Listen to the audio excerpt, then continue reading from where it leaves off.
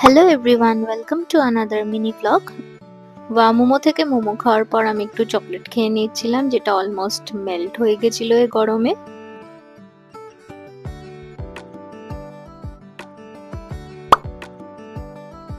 এরপর আমি first time octopus try করলাম। তো আমার রিয়াকশন দেখে তোমরা বুঝতেই পারবে যে আমার কিরকম খেতে লেগেছিল ডিশটা।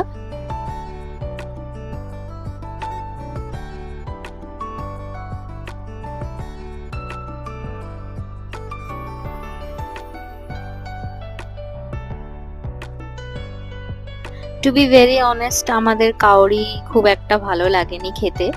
তো এক্সেস যেটা ছিল আমি ওটা প্যাক করে বাড়ি নিয়ে গেছিলাম for further food wastage prevention.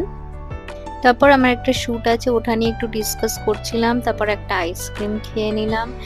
খাওয়ার পরে একটু নাইকার যে স্টোরটা ছিল ওখানে ওদের কালেকশনসগুলো একটু চেক আউট করছিলাম।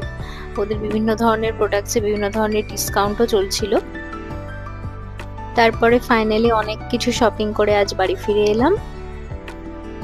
আজকে কিনলাম একটা কিউট অ্যান্ড অ্যাস্থেটিক ব্যাগ।